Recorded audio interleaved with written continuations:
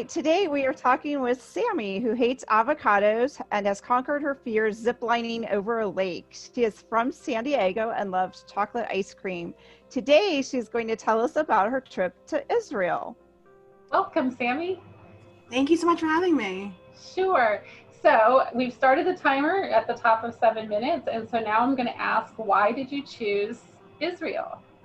Yeah, so I've always held Judaism on my heart. It's always been something that I've always put first. And so when I got the opportunity to basically leave my home in high school and go across the world, I was like, yes, let's do this. You know, it was a perfect opportunity. And then Israel has always been a place I've been meaning to go to. And the fact that I could do it before birthright in college was just something so spectacular for me. Wow. So you did it in high school. That's fantastic. Yeah, that's incredible. So tell us about some of the people you met.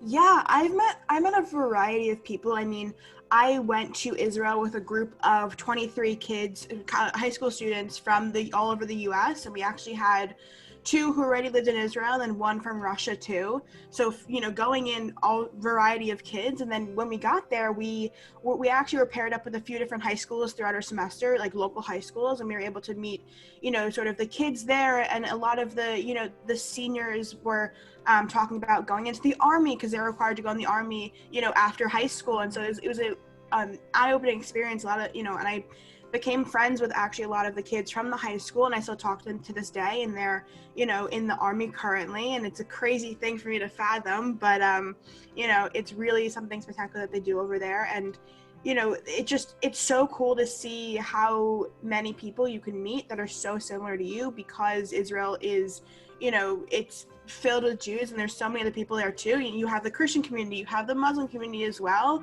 but the way that they work together over there is really just astonishing. That's wonderful. So you met some wonderful people. You were there, you said 4 months, right? Correct. Wow, amazing. So unlike a trip where you go for a couple weeks and you're just like out there touring, you have lots of time to see things. So I would normally ask, like, when did you take the most pictures? But I would imagine you took lots. When was or where are some of the places you would recommend for people to go to see the amazing things that are there? Yeah, for sure. I mean, obviously, you know, there's sort of like the known ones, which is like, you know, the Western Wall, and you have, you know, the Dead Sea, and you have Masada, which is the mountain across from the Dead Sea. There's this beautiful art community up north called Sfat. It's really just, it's gorgeous. All like it's one of sort of, it's the origin of where Kabbalah was sort of started. And so the art around there, and there's a bunch of artists there who just do amazing work. There's so many different like little kibbutzim that, you know, little communities that have their own sort of thing to them, all around Israel. I mean, there's also there's the Baha'i Gardens in Haifa, which are so beautiful. I mean, you walk up all these steps, and at the top you see sort of, you know, all of Haifa from the top, and they're gorgeous. You know, and obviously, you know, Tel Aviv is a beautiful city to go to. I personally like Jerusalem a lot more, but that's just my personal preference. A lot of people love Tel Aviv. You know, it's hopping and bopping and really modern too. So there's all of that as well. Wonderful. So in 4 months, I'm sure you had quite a variety of meals and foods. So are there some foods that you miss coming back after those 4 months? Yeah, I mean, falafel for sure, 100%. My favorite thing to get there, you know, it's just, I don't know why, but it's so different over there. It's funny because a lot of Israel's becoming very like Americanized, as you would call it. So there's a lot of stuff that we have here that they have over there. You know, but no one makes certain meals like they do over there, like, you know, schnitzel and shakshuka and all those stuff like that. It just tastes better over there than it does here, you know? Of course. But yeah, there are certain snacks that I got introduced to when I was over there that I had no idea about. You know, like bamba and beasley and all that stuff like that. And then honestly, like their produce is just so much fresher over there because they grow it in their country. You know, they don't import it from anywhere. And so I was a big fan of their produce as well. It sounds so stupid, but like it really just, you know, it just made eating a lot more enjoyable. Yeah, locally grown food is great. Yeah, so and it's always great to have that.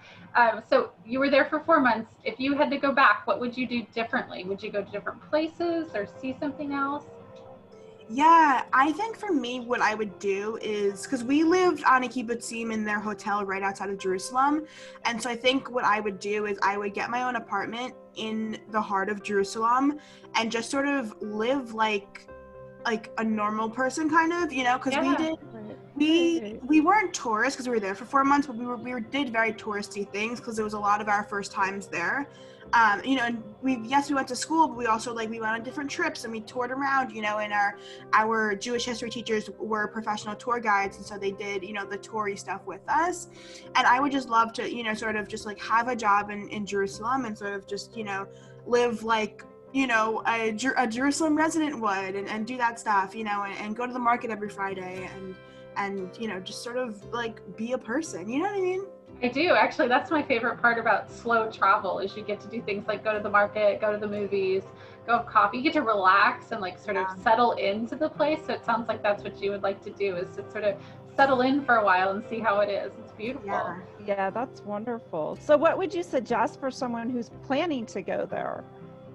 Yeah, I would just say, I mean, obviously see all the sites you want to see, that's just, you know, number one, but I would also say don't be afraid to have conversations with locals there, because they start learning English. A lot of you know, I would say millennials and younger, or even a little bit older, they start learning English in 3rd grade.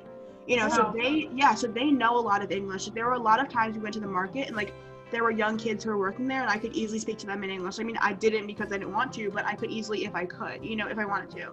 And so don't be afraid to start talking to them, and you know, if you know Hebrew, practice your Hebrew with them. They're gonna correct you, but don't be afraid to do it. You know, and just sort of find the local spots. I feel it's just so much more enjoyable to find a spot where no one is at, rather than going to a spot where every single tourist is at. Yeah. It sounds like you really enjoyed the people there, right? The locals and so forth. Well, I think we're just about finished with our time. So we made it in 7 minutes. That's fantastic. So I am, thanks Sammi for sharing all your stories. I hope everybody gets to go to Israel. I now need to go because you made it sound so warm and welcoming.